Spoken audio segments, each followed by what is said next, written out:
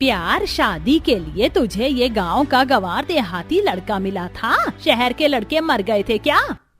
बचपन से शहर में पली बड़ी, गांव में तू कैसे रह पाई? सोचा है तूने इस बारे में? अरे गांव में तो बिजली भी नहीं आती है। मैं रह लूंगी बिना बिजली के भी। रहने दीजिए, हमारी लड़की हाथ से निकल गई है, तुझे जो करना है कर, लेकिन आज के बाद तेरा हमसे कोई वास्ता नहीं है, समझी? शहर की रहने वाली सोनम ने गांव के रमन से अपनी मर्जी से शादी की थी, जिसके चलते सोनम के माँ बाप उसे ठुकरा देते हैं और अब रमन सोनम को लेकर शहर के पास से बने अपने गांव में पहुंचता है। रमन, तुम्हारे गांव में तो काफी ज्यादा गर्मी है और यहाँ घर तक जाने के लिए कोई कैब वगैरह नहीं होती है क्या? सोनम, ये गांव है, यहाँ तो लोगों को कैब के बारे में भी पता नहीं होगा। बस थोड़ी देर और फिर हम लोग घर पहुंच जाएंगे। मैं तो घर जाते ही सबसे पहले ठंडे पानी से नहाऊंगी और ठंडी ठंडी हवा में आराम करूंगी। सोनम की बात सुनकर रमन के चेहरे पर अचानक एक उदासी आ जाती है। थोड़ी देर में दोनों घर पहुंचते हैं, जहां रमन की माँ, बहन, पिता सब मिलकर सोनम का बड़े प्यार से गृह प्रवेश करते हैं। भाभी भैया ने जितना आपके बारे में बताया था, आप तो उससे कहीं ज्यादा सुंदर हो। वैसे आप क्या पीना चाहोगी, नींबू पानी या आम पन्ना? तुम कुछ भी ले आओ, लेकिन सबसे पहले पंखा या कूलर चला दो, बहुत गर्मी लग रही है मुझे। बहू, वो क्या है ना, सुबह से बिजली गई हुई है। क्या कहा आपने? बिजली गई हुई है? तो ये बिजली कब आएगी अब?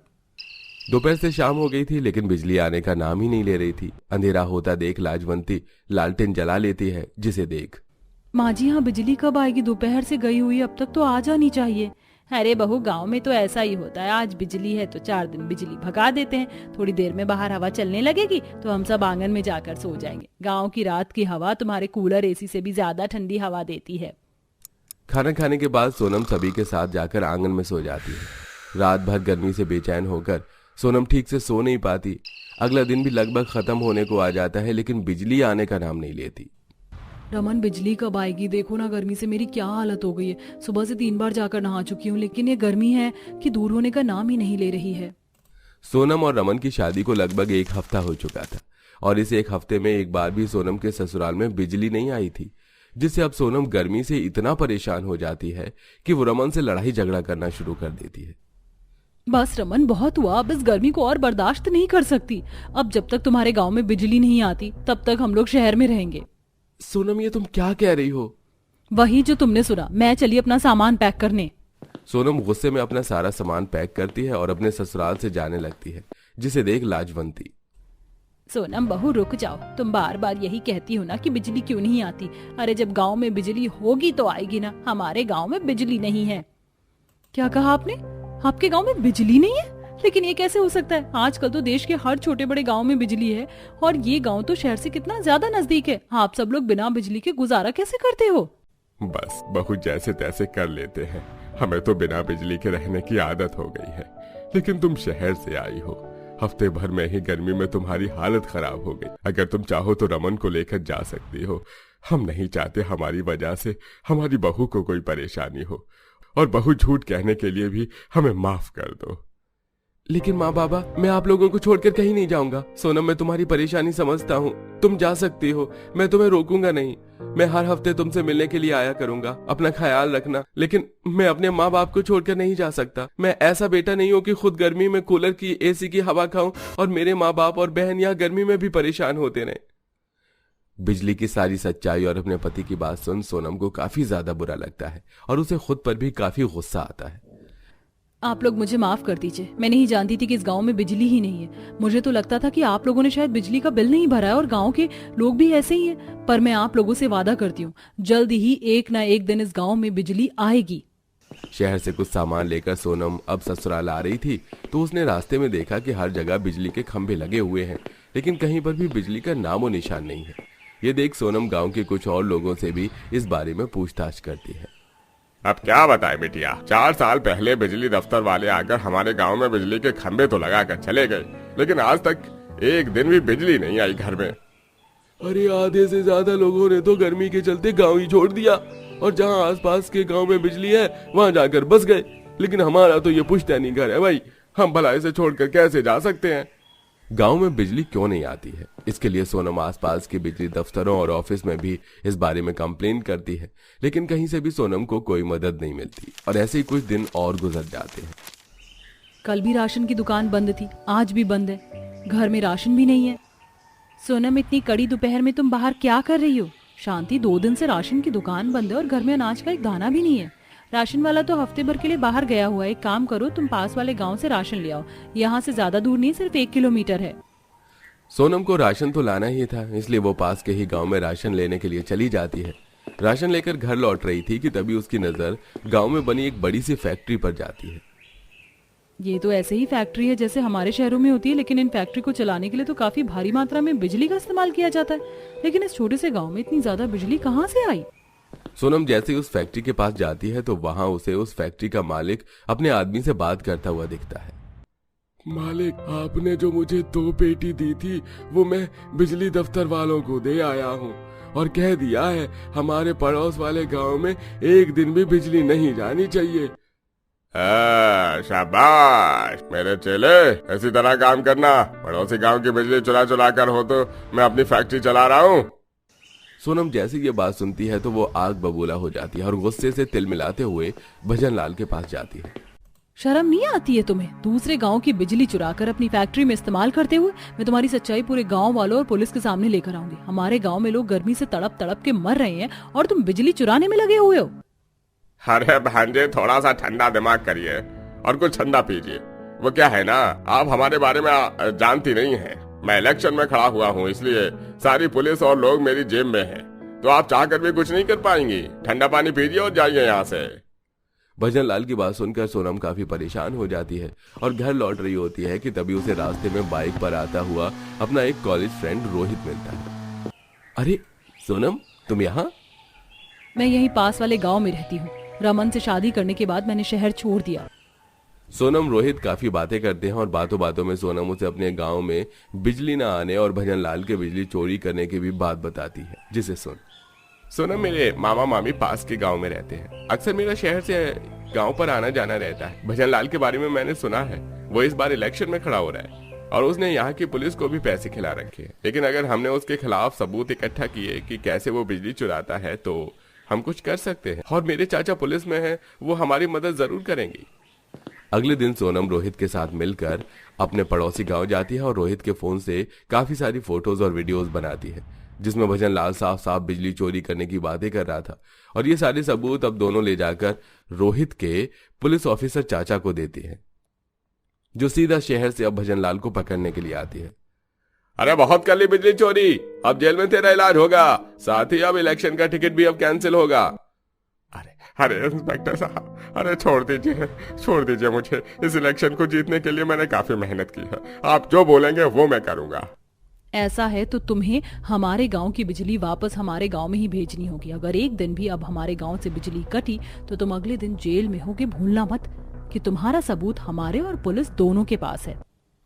अपनी इलेक्शन की सीट बचाने के लिए भजन लाल सोनम की बात मान जाता है और अब कुछ समय में सोनम के गांव और उसके ससुराल में आखिरकार बिजली आ ही जाती है, जिसके चलते सोनम का गांव में काफी ज्यादा सम्मान होता है। अरे सालों से हम मर्द लोग जो नहीं कर पाए वो हमारे गांव की एक बहू ने कर दिखाया। अब आप लोगों को भी इस चीज का अच्छे से ध्यान रखना है। जब भी कोई ऐसी चीज हो तो हाथ पर हाथ धरे मत बैठिए, उठिए और अपने लिए आवाज उठाइए। मेरी बहू जैसी बहू अगर हर एक गांव हर एक घर में हो ना तो तुम्हें कभी कोई परेशानी नहीं हो सकती। कई लोग सोनम की पूजा भी करते हैं और उसे मालाएं पहनाते हैं और आखिरकार पूरे गांव और सोनम के ससुराल वालों को इस गर्मी से छुटकारा मिल ही जाता है।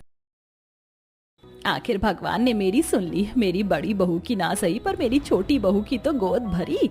हाँ माँ जी, आज मैं भी बहुत खुश हूँ। मैं अपनी देवरानी का खुद ख्याल रखूंगी। नहीं बहू, कोई जरूरत नहीं है तुझे मेरी छोटी बहू का ख्याल रखने की। मैं अपनी बहू के लिए एक और नौकरानी घर में रखवा दूंगी। मैं नहीं चाहती कि तेरी परछाई बहू पर पड़े। अपनी सास की ऐसी बातें सुनकर अनीता को काफी बुरा लगता है और वो वहां से चली जाती है। इसी तरह कुछ दिन बीत जाते हैं और एक दिन पूजा अपनी गरीब दोस्त को फोन करती है और उसे अपनी प्रेगनेंसी की खबर देती है। निशा, मैं तुझे क्या बताऊं, मेरी सास इतनी अच्छी है कि कुछ पूछो ही मत। मेरे घर में 3 नौकर थे और उन्होंने एक और नौकरानी मेरे लिए रख दी। ये तो बहुत अच्छी बात है पूजा। भगवान करे तेरा बच्चा सही सलामत इस दुनिया में आए। मालकिन, आपके खाने का समय हो गया है। बड़ी मालकिन के कहने पर मैं आपके लिए कुछ फल और ठंडी चीज लेकर आई हूँ। सुना तूने निशा, मेरी एक नौकरानी मेरा खाना लेकर आ गई। खाना खाने के बाद मेरी दूसरी नौकरानी दवाई लेकर आएगी। इस तरह मेरी सारी नौकरानी मेरे काम करती हैं। अच्छा चल, अभी मैं रखती हूँ। इतना बोलकर पूजा फोन रख देती है। कुछ ही देर बाद पूजा की दूसरी नौकरानी दवाई लेकर आती है और तीसरी नौकरानी उसे बाहर चलने को कहती है। मालकिन, शाम हो गई है। डॉक्टर के चार्ट के अनुसार अब आपको थोड़ा टहलने की जरूरत है। पूजा, आराम से जाना। अभी तुम्हारा पहला महीना चल रहा है, ऐसे में अपना और बच्चे का खास तौर पर ख्याल रखा जाता है। इस तरह थोड़ी देर में पूजा अपनी तीसरी नौकरानी के साथ बाहर टहलने के लिए चली जाती है। समय यूं ही गुजरता है और बहुत जल्द निशा को पता चलता है कि वो भी गर्भवती है।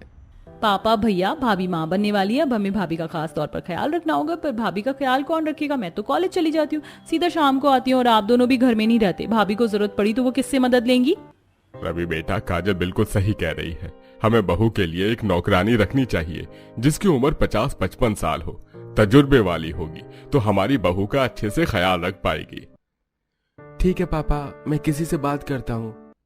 अपने घर वालों को अपने लिए इतनी फिक्र करता देख निशा को भी काफी अच्छा लगता है। समय यूं ही बीतता है और देखते ही देखते 4 महीने बीत जाते हैं। पूजा, तो कैसी है? तेरा चौथा महीना चल रहा होगा ना? मेरा भी तीसरा महीना चल रहा है। तू ज्यादा काम तो नहीं करती? मेरी आया वो मुझे कह रही थी कि ऐसे समय पर अपना ज्यादा ख्याल रखना होता है। अरे नहीं यार, मेरी सास ने मेरे लिए 4 नौकरानी इसीलिए थोड़ी ना रखी है कि मैं कोई काम करूं। बहू सही कह रही थी नौकरानी, तू फोन पर ज्यादा लगी रहती है। फोन रख और डॉक्टर के पास जा। कब से नौकरानी दरवाजे पर तेरा इंतजार कर रही है रिपोर्ट लेकर। निशा, मुझे डॉक्टर के पास जाना है। मेरी नौकरानी मेरा सारा सामान लेकर दरवाजे पर खड़ी है। इतना बोलकर पूजा अपनी नौकरानी के साथ अस्पताल जाती है। मालकिन, आप यहीं आराम से बैठो, मैं आपकी रिपोर्ट डॉक्टर को देकर आती हूँ। अगर आपको कुछ ठंडा खाना हो तो बता दीजिए, मैं बाहर से ले आऊंगी। मेरा आइसक्रीम खाने का मन है। जब तक मेरा नंबर नहीं आ जाता तुम मेरे लिए आइसक्रीम लेकर आ जाओ। इस तरह जहां पूजा की नौकरानी पूजा का ख्याल रख रही होती है तो वहीं निशा की आया निशा आशा का ख्याल रख रही होती है।